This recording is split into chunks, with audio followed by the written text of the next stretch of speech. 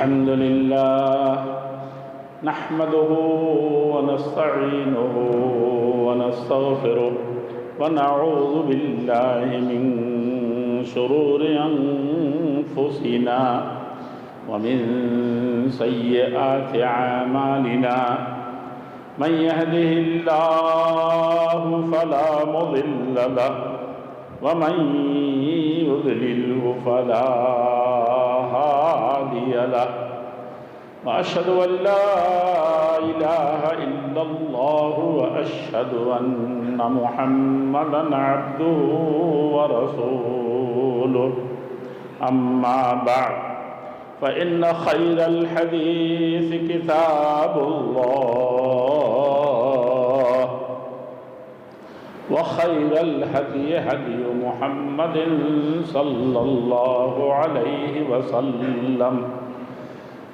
وشر الأمور محدثاتها وكل محدثة بدعة وكل بدعة ضلالة وكل ضلالة في النار.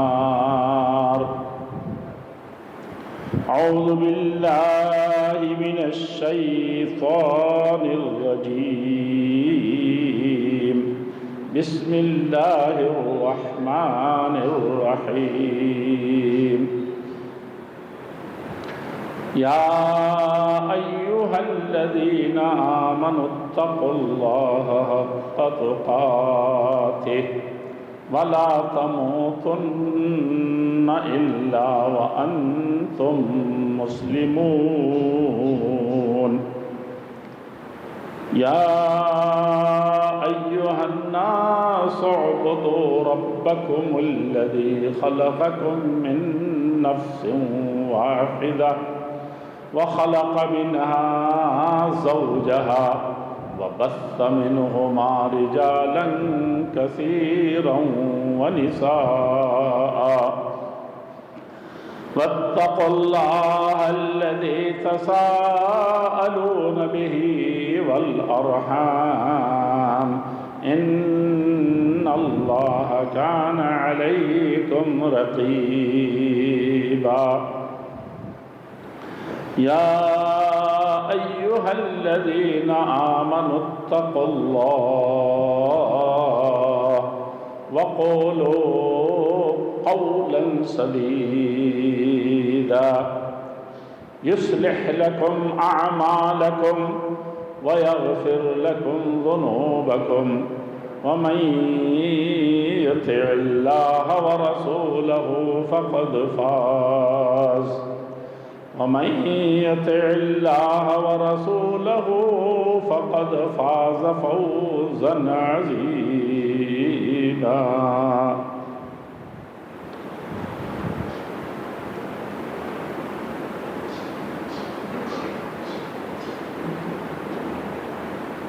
بہت ہی خوش نصیب پیارے اور محترم بزرگوں، بھائیوں، ساتھیوں، ملی ماں اور بہنوں، قوم کے عزیزوں اور نونہالوں، اللہ جل شانہ کی طرف سے ایک آفر ہے اور یہ دنیا کی بڑی منڈی میں کسی بڑے ساہوکار اور بڑے بڑے تجار کا مسئلہ نہیں ہے. اللہ جل شانہ یہ سب سے بڑی زندگی کی تجارت کا سب سے بڑی منڈی میں اور سب سے بڑے آفر کے ساتھ حاضر ہیں. اور شروع میں انہوں نے فرما دیا تھا کہ یا باغی الخیر، دیکھو یہاں آنے میں تم کو کوئی پریشانی ہوگی نہیں. میرے تک پہنچنے کے لیے اب فتحت ابواب الجنہ اور فتحت ابواب الجنہ، جنت کے دروازے سرپٹ کھول دیے گئے. کوئی روک ٹوک نہیں ہے. کوئی پتر اور آویدن پتر اور پتہ نہیں کیا کیا انٹری فارم نہیں دکھانا ہے تم کو، بھرنا، بس دروازے کھل گئے ہیں اور بھٹک کر کے کچھ لوگ آتے ہیں اس گیٹ سے چلے جاتے ہیں ادھر۔ کہا کہ نہیں جتنے گیٹ ہیں جس کو جو تمہیں بھٹکا سکتے ہیں وہ سب بند بھی کر دیا۔ وَغُلِّقَتْ أَبْوَابُ جَهَنَّمَ، اور ہر نکڑ پر ایک ایسا آدمی بیٹھا ہوا ہے۔ آج کل تو ہر لمحے اور ہر آن کسی نہ کسی طریقے سے جان کھانے کے لیے کوئی نہ کوئی سامان تیار ہو گیا ہے۔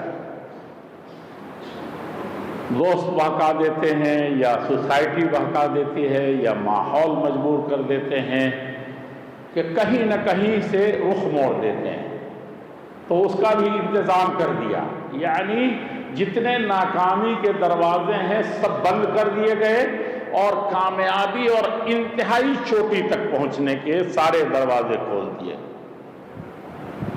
یا تو پیارے رسول صلی اللہ علیہ وسلم نے اللہ جل شانہ کی طرف سے آفر دیا تھا، ایک تو بتا آسمان کے دروازے کھول دیے گئے، دوسری طرف بتایا کہ جنت کے دروازے کھول دیے گئے۔ یعنی کامیابی کی منڈی میں پہنچنے کے جتنے اسباب ہو سکتے تھے سب کر دیے گئے۔ ہاں، راستے میں کچھ دوست ایسے مل رہے ہیں، کچھ جھمیلے دنیا کے زندگی کے ایسے ہیں جو کہیں نہ کہیں تمہارا رخ موڑ دیتے ہیں۔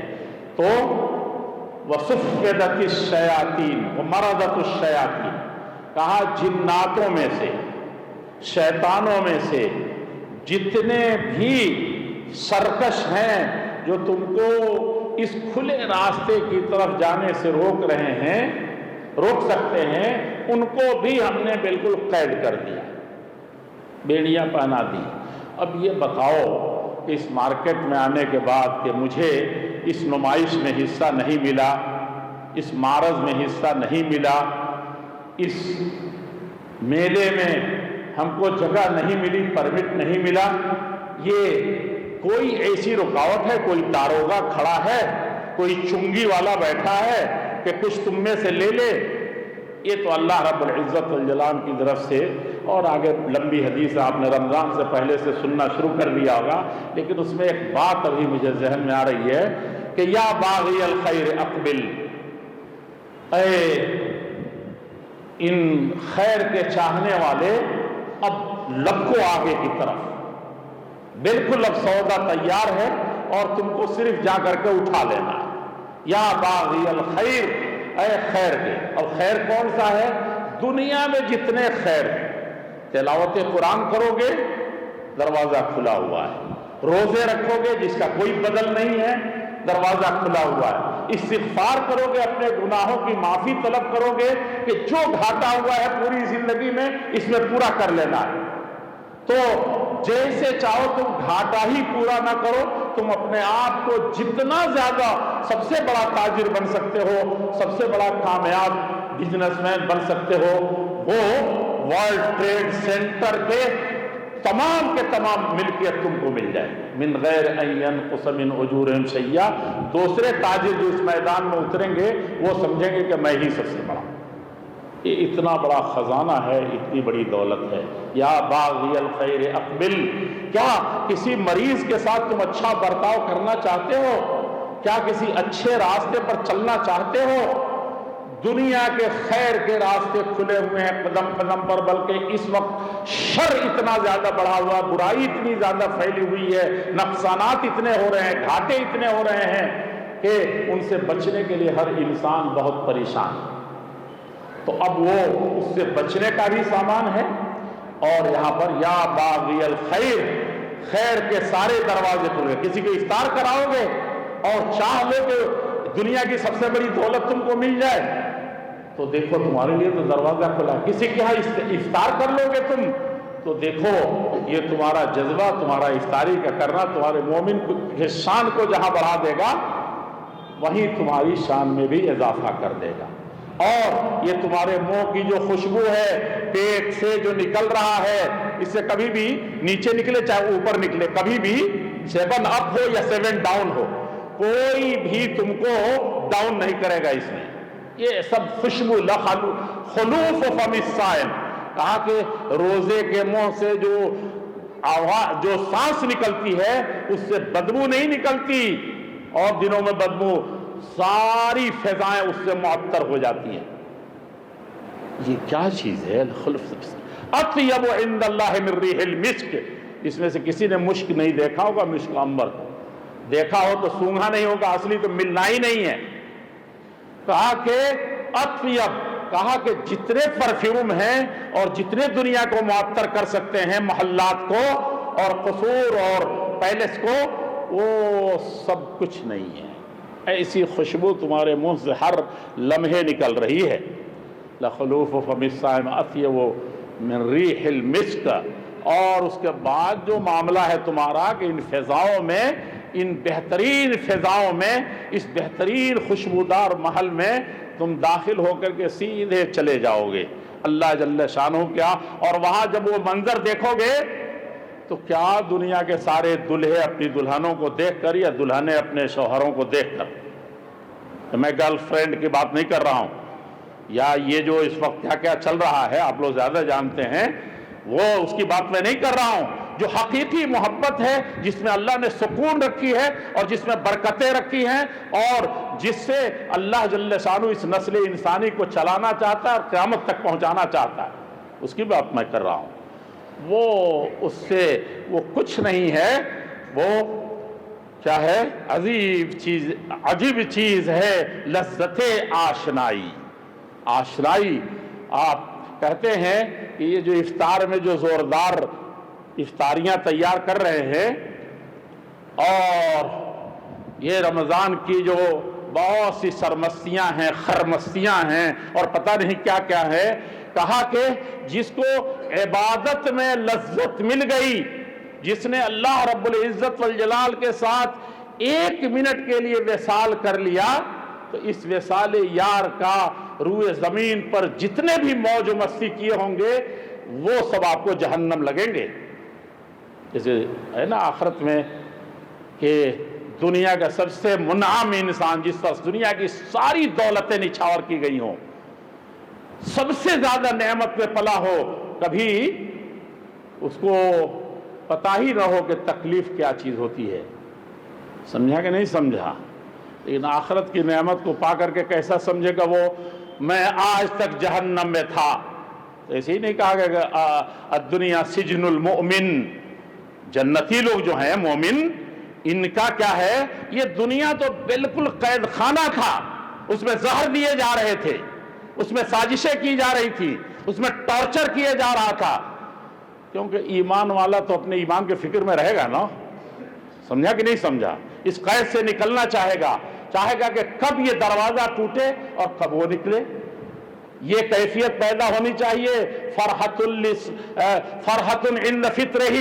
افطار کے وقت تو خوش ہو لے رہے ہیں، لیکن بھائیو ذرا دل پر ہاتھ رکھ کر کے سوچو، وفرحت عند لقاء ربہ. اس سجن سے اور اس جیل اور قید خانے سے کیا نکلنے کی طلب پیدا ہوئی کہ وہ وصال یار ہوگا، اللہ جل شانہ کا دیدار ہوگا. اللہ جل شانہ کے دیدار کے بعد جنت کی نعمتیں بھی بھول جائیں گے. الذین احسنوا الحسنى وزیادہ. اللہ رب العزت والجلال فرماتے ہیں کہ احسنوا، جو لوگ بھی اچھائی کریں گے، جو لوگ بھی بھلائی کریں گے، جو لوگ بھی اچھا بن کے رہیں گے، کیا ہوگا ان کے لیے؟ نیکیاں کریں گے، خیر کے کاموں کی طرف بڑھیں گے، موقع اور مناسبت اور چانس سے فائدہ اٹھائیں گے، تو حسنہ ان کے لیے جنت ہے. اور جنت پانے کے بعد اللہ رب العزت والجلال جب پوچھیں گے کہ کچھ اور چاہیے، کچھ اور خواب ہے، خیال ہے، دنیا میں شیخ چلی کی طرح جو تعمیر کرتے رہے، بیٹا ایسے دادا ایسے ہی کرتے مر گیا، بیٹے کا حال ویسے ہی رہا، پوتے بھی ایسے ہی ہے، قیامت تک سب خواب دیکھ رہے ہیں کہ نہیں؟ کچھ کر لیتا، کچھ بنا لیتا، کچھ کر کے جاتا. کر کے جانے کی وہ چیز نہیں ہے جس کو ہم سوچ رہے ہیں.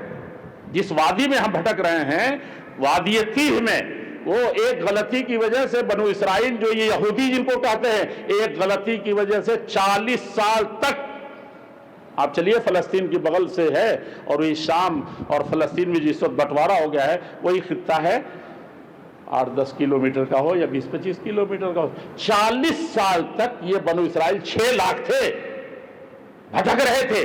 صرف ایک اللہ تعالیٰ نے حکم دیا تھا, اور جب موج میں ہوتے ہیں, مستی میں ہوتے ہیں تو سمجھ میں نہیں آتا. کتنے سالوں نے کئی لاکھ بنی اسرائیل کو قتل کیا تھا فرعون نے, اور ایمان لے آئے, تھوڑا سا ٹھیک ہوئے تو اللہ نے بھی اپنا معجزہ دکھا دیا. وہ تو بیٹھے ہوئے کہتے ہیں آؤ, جب آسمان میں پہنچا سکتے ہیں آپ کو صرف ایک رمضان دے کر کے, تو پھر کیا نہیں کر سکتے. وہ تو بالکل آسمانی دنیا پر ہر رات آتے ہیں, صرف رمضان کی کیا بات. وہاں بنو اسرائیل کو اتنے عذاب سے چھٹی ملی اور تھوڑا سا ایمان لے آئے, کہا کہ بس مومن ہو گئے.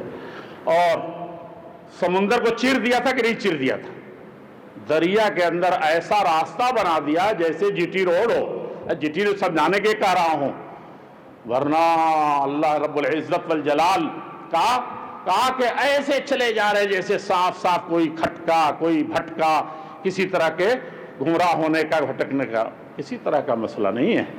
اور نکل گئے بنی اسرائیل, جن کے ہاتھ میں نہ تلوار ہے, نہ تیر ہے, نہ تفنگ ہے, نہ کوئی انجینئر ہے, نہ کوئی پل بنانے والا ہے, نہ پل پاٹنے والا ہے. کہتے ہیں کہ آج کے قومیں جلدی سے جنگ اس لیے جیت لیتی ہیں کہ اگر سارے پل چند گھنٹوں میں ڈائنامیٹ کر دیے جائے تو ادھر بھی ایسے انجینئر ہیں کہ منٹوں میں اس پل کو تعمیر کریں گے, اور کمک کو, فوجی کمک کو 1 منٹ کے لیے دیر نہیں ہونے دیں گے.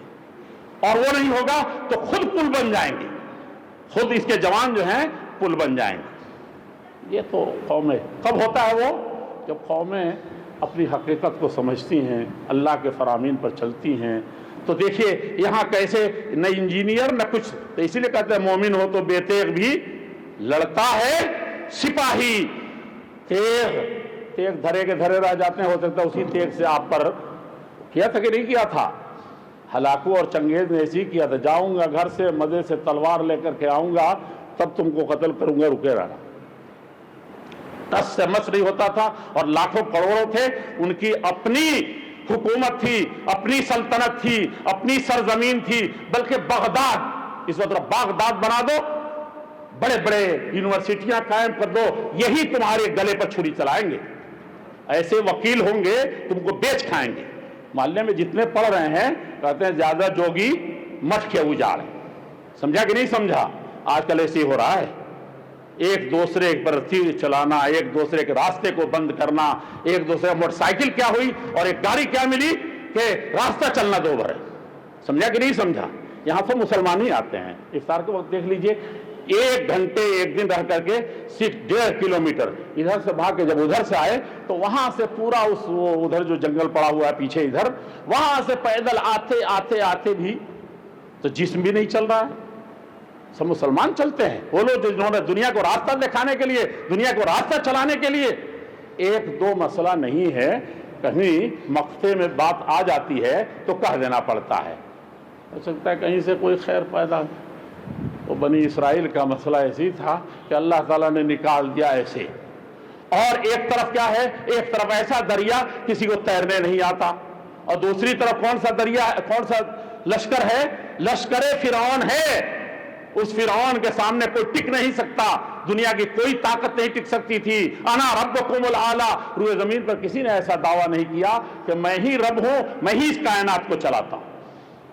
ایسا لشکر جرار کے ساتھ آیا تھا کہ نہیں آیا تھا, اور پیچھے بالکل آ کر کے انا لمدرکون, قوم چیخ پڑی کہ موسیٰ علیہ السلام یہ کہاں لے کر کے چلے تھے. اپنے گھر میں کاٹے جاتے تھے, مارے جاتے تھے, ستائے جاتے تھے, بھگائے جاتے تھے. بچہ ہر حمل کا پوری رپورٹ ہوتی تھی کہ کئی مہینے سے تمہاری بہن حاملہ ہے, تمہاری اماں حاملہ ہیں, اور وہ سارے رجسٹر تیار ہوتے تھے. اور ولادت سے پہلے وہاں داروغہ کھڑا رہتا تھا. سمجھا کہ نہیں سمجھا؟ اور پیدا ہوتے ہی بچتا نہیں تھا. ایسا آدمی ہو تو ایسے چلے گا, وہ بھی بنی اسرائیل کے تعاقب میں, جو ہمیشہ کے لیے غلام تھے. نیگرو یا سلیب کو کوئی چھوڑنا نہیں چاہتا ہے. سمجھا کہ نہیں سمجھا؟ تو اللہ تعالیٰ نے کہا کہ ایک لاٹھی ایسے مارو سارے انجینئر فیل ہو جائیں گے، ہے کہ نہیں؟ اس پانی کو روکنا تو بڑا مشکل ہے، لیکن آؤ، نکال دیا۔ اور جیسے ہی یہ نکلے فرعون بھی اسی تنتنے سے فوج کو دوڑایا، یہ کیسے نکل گئے؟ آؤ ہم بھی نکلتے ہیں۔ سب کو غرق کر دیا تھا کہ نہیں کر دیا تھا؟ اور قیامت کے لیے نشانی بنا دی اس کے لاش کو زندہ رکھ کر۔ کہاں ہیں آپ؟ کیا سوچ رہے ہیں؟ کیا آپ کی پلاننگ ہے؟ پلاننگ صرف یہ ہے کہ اللہ سے اپنا رشتہ مضبوط رہے۔ یہی بنو اسرائیل نکلے اور اللہ تعالیٰ نے کہا کہ گھس ہو جا، کہا نہیں، کہا کہ چلیں گے، کوئی مارکا دکھائیے ہم کو۔ مولانا آپ لوگ تو پڑھتے نہیں ہیں، آپ تو کچھ کرتے نہیں ہیں، کریں تو ہم یہ کر دیں، ہم یہ کر دیں، ہم پیچھے ہیں، ہم آگے سے لڑیں گے، بائیں سے لڑیں گے، دائیں سے لڑیں گے۔ ہمارے قوم کے سب لوگ بڑے پھسڈی ہو گئے، کچھ نہیں ان کو آتا ہے۔ تو یہ بنو اسرائیل کی خصلت جس قوم میں آئی ہے تو ایسے ہی وہ بار بار سزاؤں کی مستحق نہیں ہوئی۔ وَضُرِبَتْ عَلَيْهِمُ الذِّلَّةُ، سب سے ذلیل ان کے اوپر، جیسے سکے کے اوپر ہوتا ہے نا دونوں طرف کچھ لکھا ہوا، سکے کے وہ رخ وہ بنی اسرائیل پر تھوپ دی گئی تھی ذلت کو۔ والمسکنہ، بدحالی ان کی، دریوزہ گری ان کی، فقیری ان کی، بھیک منگائی ان کی، اور رونا اور چیخنا اور چلانا ان کی مقدر میں اللہ نے ڈال دیا تھا۔ ضربت علیہم الذلہ والمسکنہ وباؤوا بغضب من اللہ، اللہ کی رحمت کہیں سے نہیں نظر آتی، جدھر جاتے تھے دھکے کھاتے۔ تو کیا کہا اللہ رب العزت والجلال نے؟ جو گئے تو کہا کہ اب ہم لوگوں کو کوئی مشن دیجئے، باپ دادا پر دادا چردادا سے تو غلام آتے، ایسی غلامی دنیا میں کسی قوم کو نہیں ہوگی، اتنی ذلت کسی قوم کو، اب ہم کو کچھ دیجئے، ہم لوگ جو چاہیں کر دیں گے۔ چلو، فلسطین کی سرزمین تمہارے آباء و اجداد کی سرزمین ہے، یہ اللہ کے انبیاؤں کی سرزمین ہے، یہ تیرے داداؤں کی سرزمین ہے۔ کہا کہ یہ تمہاری اصلی جگہ ہے۔ وہ تو یوسف علیہ السلام تم کو لے کر کے آگے تھے، قحط سالی کا زمانہ تھا، آ گئے تھے، چلو پھر اس میں بس جاؤ۔ مصر سے وہ اپنے گھر میں آ رہے ہیں تو ان فیہا قوما جبارین، دیکھیے اب کہاں سے شروع ہوتا ہے، اب دوسرا لیڈر پیدا ہو رہا ہے۔ موسیٰ علیہ السلام لیڈر تھے نا، اب تک ایمان کے راستے پر چلیں گے، سخت سنکٹ کی گھڑیوں میں نکالا، سب کچھ کیا، اور چلے ایمان کے راستے کو چھوڑ کر کے کہا کہ نہیں، اس میں تو جب تک یہ جبار، بڑے ہم نے سنا ہے کہ بڑے طاقت والے، بڑے تنتنے والے ہیں، ہم تو گھسیں گے نہیں۔ اذهب انت وربك فقاتلا انا هاهنا قاعدون، آپ جائیں اور آپ کا رب جائے، بس بقیہ ہمارا کوئی معاملہ نہیں، ہم نہیں، انا هاهنا قاعدون، ہم یہیں جھوپڑیوں میں رہ لیں گے، ہم ایسے ہی سڑک کے کنارے زندگی گزار لیں گے۔ اللہ جل شانہ نے آگے یہ قوم تو عجیب ہے، یہ ایمان لاتے ہیں، شام کو کہتے ہیں، خطبہ سنتے ہیں، تھوڑا سا ایمان تازہ ہوتا ہے، پھر وہی ہے چال بے ڈنگی جو پہلے تھی وہ اب بھی ہے۔ قرآن پڑھتے ہیں وَإِذَا تُلِيَتْ عَلَيْهِمْ آيَاتُهُ زَادَتْهُمْ إِيمَانًا وَعَلَىٰ رَبِّهِمْ يَتَوَكَّلُونَ، کہا کہ قرآن پڑھتے ہیں، سناتے ہیں تو ایمان ان کا تگڑا ہو جاتا ہے، اور پھر اللہ کے بھروسے یہ اپنے آپ کو ڈال دیتے ہیں، چلو جو مجاز یار میں آئے، اپنی کوئی خواہش نہیں، اپنی کوئی پلاننگ نہیں، اپنا کچھ بھی نہیں۔ سمجھا کہ نہیں سمجھا؟ تو لیکن انہوں نے کہا کہ نہیں، انا ہاہنا قاعدون، ہم تو یہیں بیٹھے رہیں گے، جو ہے یہی ہے، یہاں کم سے کم فرعون سے تو ادھر بچ گئے، اور ادھر پھر جائیں پنگا لینے، یہاں رہنے دو، اسی طریقے سے مرتے پھر۔ گناہ ایک ہی تھا، اور اللہ تعالیٰ نے کہا کہ 40 سال تک بھٹکنا ہوگا اس تیہ میں، اتنی ہی دور میں۔ یہ بنی اسرائیل جو چلتے تھے، اب یہ بتائیے اتنی چھوٹی جگہ میں اتنی بڑی تعداد، یہاں خیمہ ڈالا ہوا ہے، اور یہاں سے 8-9 کلومیٹر ایسے ہیں، وہ بتا دیا تھا جگہ کہ اب چلو یہیں بس جاؤ، جب تم لوگ ایسے ہی ہو بدبخت کہ اسی میں تم تنگ تاریخ جیل میں رہنا پسند کرو گے، جو جہاں قومیں گھیر لیتی ہیں، ادھر جبارین ہیں، ادھر فرعون ہے، اللہ نے بیڑا پار لگا دیا، تب بھی تمہاری عقل نہیں کھلے تو چلو یہیں رہو۔ تو کہتے ہیں پورا دن چلتے تھے یہ کئی لاکھ لوگ، پورا دن چلتے تھے، اپنی جھوپڑی نہیں پاتے تھے، اسی لیے اس کو میدان تیہ کہتے ہیں، کہ بھٹکتے رہنا، سرگردہ رہنا، پریشان رہنا، اور وہی چیز رکھی ہوئی ہے، کبھی چشمہ یہاں دیکھ رہے ہیں، کبھی ادھر دیکھ رہے ہیں، کبھی پلنگ پر ڈھونڈ رہے ہیں, کبھی ٹیبل ڈھونڈتے ہیں نہیں, کبھی کبھی پریشان ہے, چشمہ وہی ہے یا کبھی اسی میں لگا رہا, بھٹکتے رہو گے, کوئی سرا نہیں ملے گا. فاستمسکوا بالعروۃ الوثقی, اللہ کی رسی کو مضبوطی سے پکڑو اور اکٹھے ہو کے پکڑو, 1.5 ہیٹ کی مت بناؤ. دوسری قوموں کے لیے زندہ رہنے کے لیے آئی تھی پڑوسی, اسی روزے کی بات ہے, روزے کی بات ہے. آئے تھے اللہ کے نبی صلی اللہ علیہ وسلم سے پوچھ لے, فلانا جو ہے ہمارے محلے کی ایک ہی عورت ہے, اب بتائیے وہ اس سوسائٹی میں کیسے لوگ تھے کہ صرف ایک, دوسرا کوئی نہیں, ایک آ گیا تو عجوبہ آ گیا, نبی صلی اللہ علیہ وسلم پہنچ گیا فتویٰ پوچھنے. کہا کہ نمازیں بڑی زوردار پڑھتی ہے, روزے بہت رکھتی ہے, چرچا ہے, اور اسی طریقے سے وہ دین اور ایمان کے تقاضوں کو پورا کرنے میں اللہ کے رسول اس کی کوئی مثال نہیں, کوئی مثال نہیں. لیکن اس سوسائٹی میں تو کوئی ایسی چیز تھی نہیں, ایک دوسری چیز بھی ہے جو کھٹک رہی ہے, اسی لیے پوچھنے آ گئے ہیں.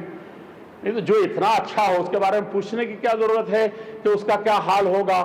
کہا کہ الا انہا تؤذی جیرانہا, پڑوسی جو ہے مسلم, پوچھا تھا کیا کہ اللہ کے رسول مسلمان پڑوسی ہے کہ رشتہ دار پڑوسی ہے, والجار بالجنب والجار بالجنب, کہا کہ یہ سفر کا پڑوسی ہے, کرایہ دار کے طور پر پڑوسی ہے, یا اپنے اصلی مکان کا پڑوسی ہے, یا مسافر ہے, کیا ہے.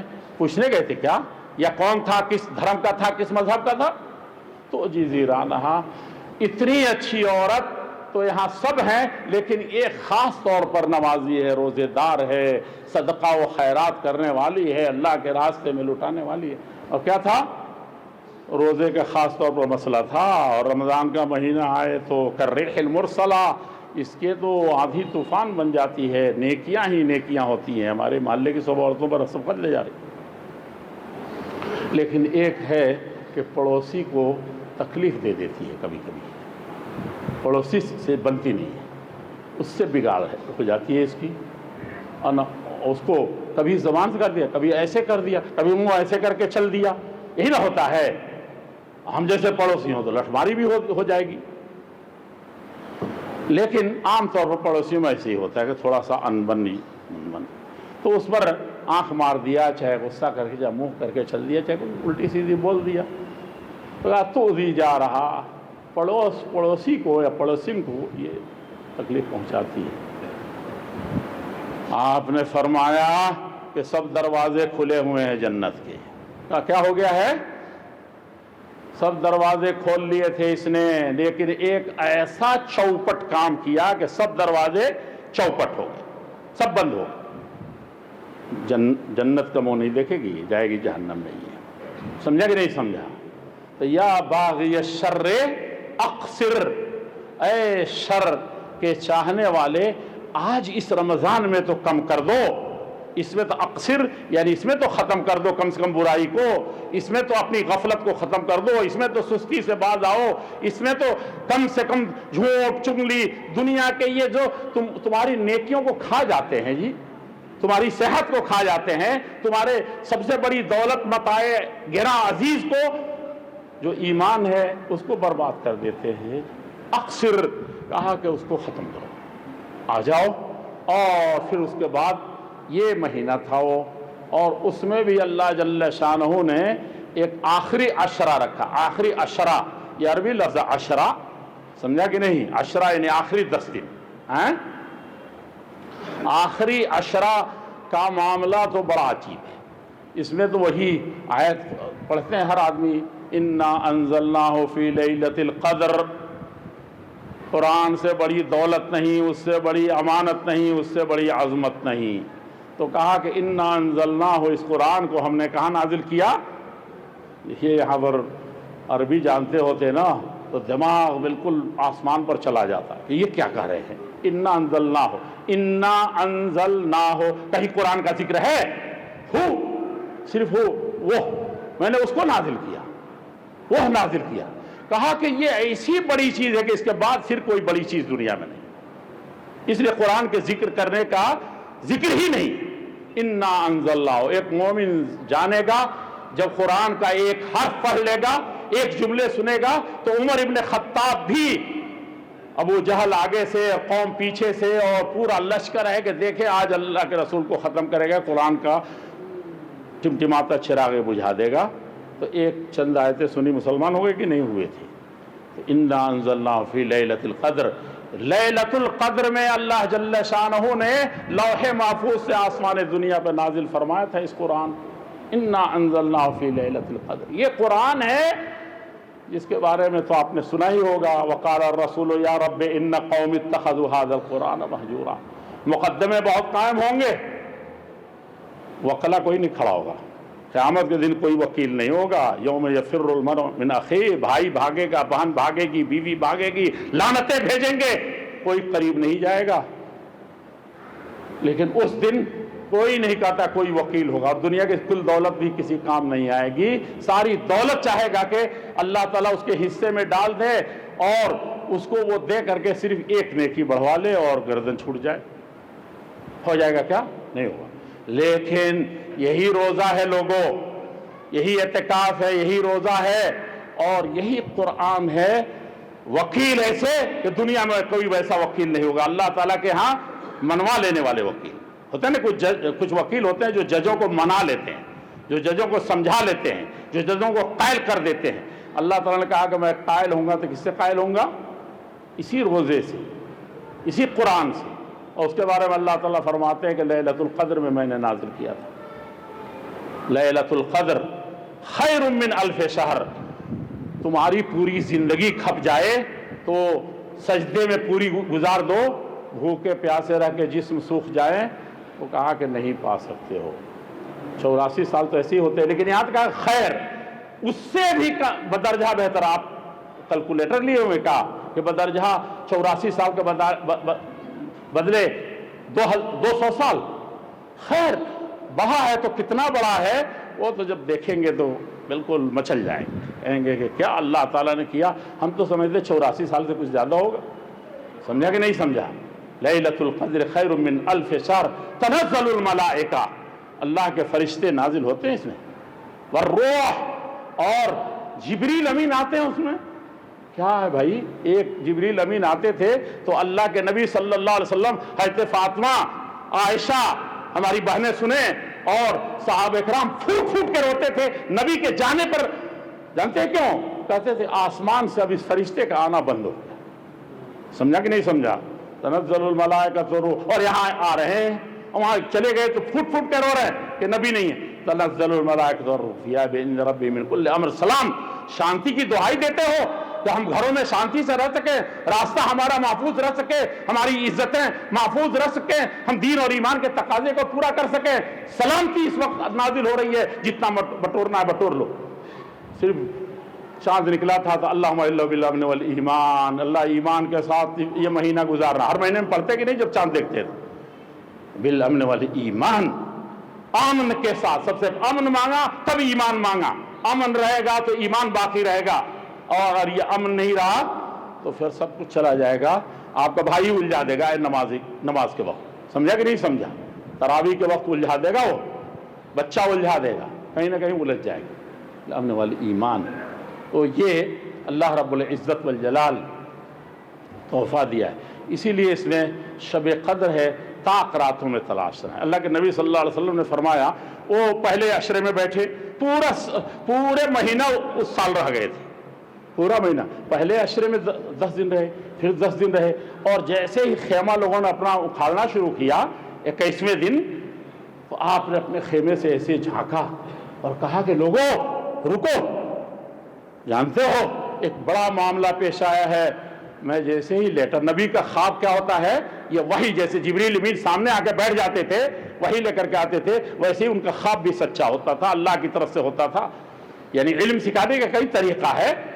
تو اللہ تعالیٰ ایسے علم اور دین سکھاتا تھا نبی صلی اللہ علیہ وسلم. تو کہا کہ میں تو سویا ہوا تھا، لمبی حدیث ہے، مختصر میں کہتا ہوں.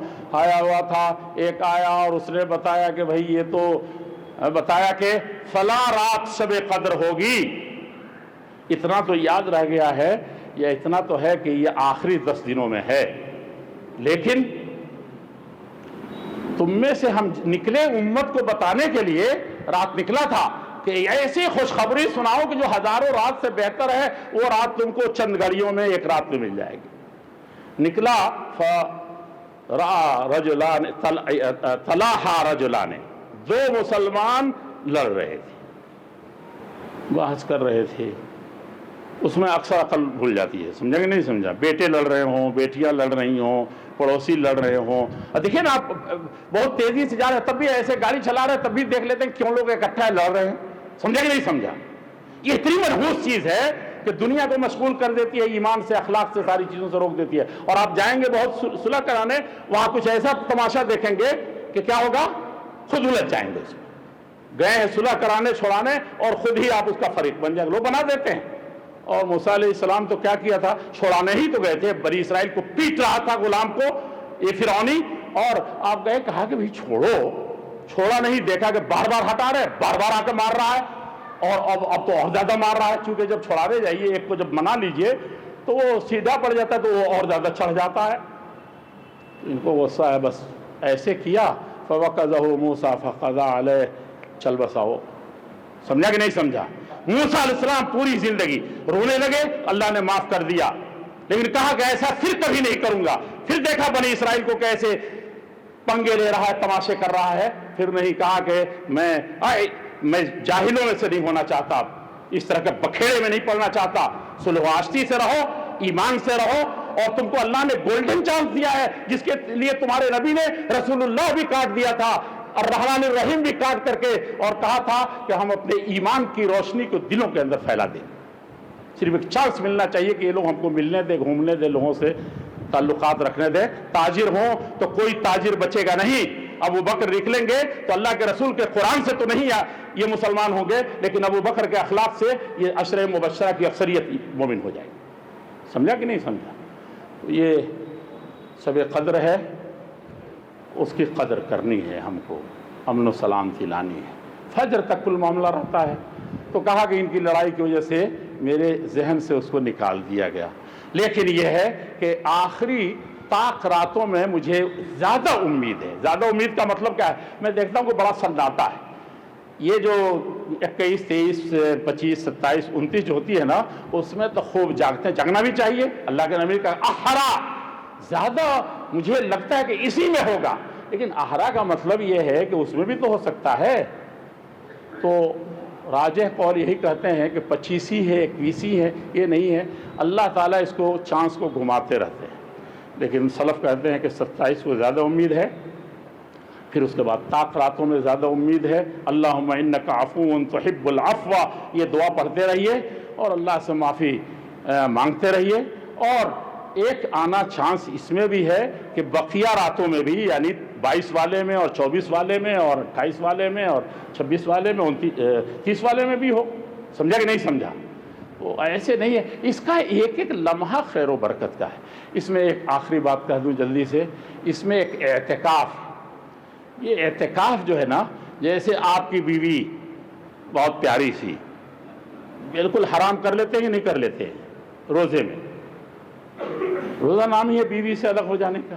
اسی طریقے سے کھانے سے، کتنا زوردار کھانا ہے اور کتنا شاندار پانی ہے جس سے پیاس سے حالت، تو یہ حلال چیزوں سے روک لیا آپ نے، اور زیادہ سے زیادہ وقت مسجد کے لیے خاص کر لیا۔ سلف کہتے تھے کہ کم سے کم 5-6 گھنٹے اس نمازوں کے علاوہ تو گزارو، رمضان آیا ہے تو کچھ تو پتہ چلے کہ رمضان میں مومنین ہے، یہ مومنین کا محلہ ہے، مومنین کی مسجد ہے، سمجھا کہ نہیں سمجھا؟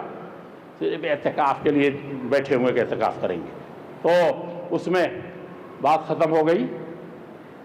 کیا ہے؟ اللہ کے نبی صلی اللہ علیہ وسلم نے فرمایا کہ یہ اعتکاف جو ہے، یہ تم سب چیزوں سے کنٹرول کرتے ہو، نیکیاں بڑھا دیتے ہو مسجدوں میں بیٹھنے کا، لیکن اب ایک اور کام کرو۔ بازار میں تجارت کرنی صحیح تھی کہ نہیں تھی؟ بال بچوں کے ساتھ جانا، بال بچوں کے ساتھ بیٹھنا، بال بچوں کے ساتھ کھانا، یعنی جتنے دنیا کے کام تھے کوئی حرام نہیں تھا، یہی 3 چیزیں دن میں بھی صرف۔ اب تم ایک کام اور کرو، اس اللہ کے لیے جتنے 60 سال کی زندگی دے دی تم کو، 5 سال کی دے دی، اس میں سے 10 رات نہیں دے سکتے تم؟ تمہارے نبی تو پورا مہینہ کبھی کبھی دیے ہیں اس کی تلاش میں، تو اس میں ٹھہر جاؤ مسجد میں، اب نہ تجارت کر سکتے ہو، نہ معاملات کر سکتے ہو۔ اعتکاف یعنی اللہ کے لیے باندھ لیا، ٹھہرا لیا تو ٹھہرا لیا۔ اب اتنا بھی کرو کہ اب جائز، عام جائز چیزیں بھی چھوڑ دو، حتیٰ کہ جنازے میں مت جاؤ، حتیٰ کہ تم اسی لیے کہتے ہیں جمعہ والی مسجد میں اعتکاف کرنا ہے، یا جنازے میں مت جاؤ، کوئی بیمار ہو تو نہ جاؤ۔ لیکن علماء دیکھتا ہوں تھوڑا سا ڈھیلا نظر آتے ہیں کہ اگر ابا مر گئے تب تو کچھ لوگ کہتے ہیں نہیں اعتکاف چھوڑ کے جانا چاہتا ہے تو چلا جائے، لیکن گنجائش نہیں ہے۔ اتنا اللہ کے لیے باندھ کر کے رکھنا ہے، اتنا اللہ کے لیے خاص ہو کر کے رہنا ہے۔ اور اس میں اور چیزیں ہیں کہ بھائی اللہ کے نبی صلی اللہ علیہ وسلم، یہ اعتکاف ہے، یہ اس کی فضیلتیں ہیں، اس میں اللہم انک عفو تحب العفو فاعف عنی، یہ تو بہت پڑھ رہے ہیں، اس پر ذرا غور کر لیں گے تو کہیں گے کہ اب کبھی نہیں چھوڑوں گا اس کو۔ اور اس میں بھی اللہ سے اللہ تعالیٰ عفو، بہت معاف کرنے والے چاہتے ہیں۔ سب سے زیادہ اس سے کہتے ہیں کہ میرے پیدا کرنے کا سب کچھ حاصل ہو گیا مجھے کہ تم نے کو بنایا تھا کہ تم نے معافی مانگی۔ سمجھا کہ نہیں سمجھا؟ یہ نہیں کہتے ہیں کہ تم نے رات بھر نماز پڑھ لی، اس کا نہیں، معافی مانگا، اس پر زیادہ خوش ہو جاتے ہیں اللہ تعالیٰ۔ تو یہ وہ وقت ہے جس میں اس اعتکاف میں بڑا چانس رہتا ہے، تلاوت کا، ذکر کا، نماز کا، اس میں روزے کا اور تمام چیزوں کا۔ یہ اتنی بڑی فضیلت کی ہے جس کو آخری عشرے میں بیٹھنا چاہیے، اور اس میں عذاب جہنم سے سب سے زیادہ پناہ مانگنی چاہیے۔ اور عصیان ما و رحمت پروردگار ما آرا نہایت استنا ایرا نہایت، رب العزت والجلال گناہوں کے یہ انبار لیکن تیرے رحمت کے ہم سزاوار، اور تیرے مغفرت اور غفران کے یہ انبار کیسے ہم مان لیں اللہ جل شانہ۔ اور اعتکاف کے یہ معنی یہ ہے کہ اتنا روتا رہے، گر گراتا رہے، اتنا چمٹا رہے، جو کوئی کبھی ڈٹ جاتا ہے کسی کے دروازے پر کہ چھٹی نہیں دیں گے، میں جاؤں گا نہیں، آپ کے اسی دروازے پر جان دے دوں گا، آپ کی خدمت کروں گا، آپ کے در سے میں نہیں نکلوں گا، مجھے چھٹی دے دیجئے، یا مجھے معاف کر دیجئے، یا مجھے فلاں چیز دے دیجئے۔ تو اعتکاف یہی چیز ہے کہ اس میں بیٹھتا ہے اسی لیے کہ اللہ اب لے کر کے جانا ہے، اب سب کچھ چھوڑ دیا ہے تیرے لیے، اس دروازے سے نکلنا میرے لیے میں نے اپنے اوپر حرام کر لیا ہے۔ حتیٰ کہ باپ مرا ہوا ہے، وہاں بھی جنازے میں میں نہیں گیا، اور ہم کو دو بہت پہاڑ کے برابر سوا مل، اس سب کو بھی چھوڑ دیا۔ تو وہ کہتا ہے اللہ تعالیٰ تیری رحمتیں ہیں، یا رب ان کبرت ذنوبی عظمتاً فلقد عرفت ان عفوک اعظم، تیرا عفو غفران سب سے بڑا ہے، اللہ تعالیٰ تو ہمیں معاف کر دے۔ سبحان ربک رب العزت عما یصفون وسلام علی المرسلین والحمد للہ رب العالمین۔